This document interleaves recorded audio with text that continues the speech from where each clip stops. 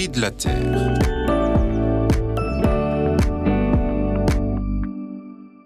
Dans les débats sur le changement climatique, les vaches sont souvent montrées du doigt, accusées pour leurs émissions de gaz à effet de serre. Mais les vaches ont bon dos, suis-je tenté de dire. D'abord, pour les moins experts en élevage, il faut rappeler que les vaches sont des ruminants, dotés de 4 estomacs depuis la nuit des temps, et que c'est une fonction physiologique qui ne changera pas. Mais dans les centres de recherche, des ingénieurs s'activent et ont mis au point des techniques pour réduire de 25 à 30% le méthane émis, tout en permettant la même production de lait. Et d'ailleurs, en 15 ans, en France, le carbone émis par litre de lait produit a baissé de 23%. D'autres secteurs ne peuvent pas en dire autant, alors merci les chercheurs et bravo les éleveurs. Et je veux bien me faire l'avocat des vaches en citant tous les autres avantages liés à l'élevage.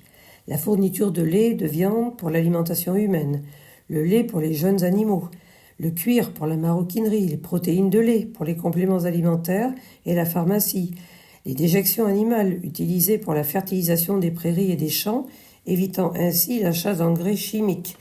Les déjections utilisées aussi pour produire de l'énergie, le biométhane, le gaz vert, qui devient fort utile pour remplacer l'énergie fossile et pour décarboner les transports de nous tous.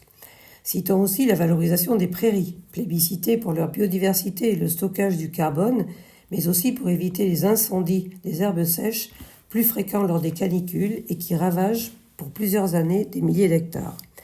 L'entretien des estives et des alpages, trop souvent pentus, pour être fauchés mécaniquement et qui sont les pistes de ski l'hiver. Enfin, le maintien de l'élevage permet le maintien de produits et de traditions culinaires ancestrales et toujours au goût du jour. Alors oui, la vache est aussi la solution pour le climat.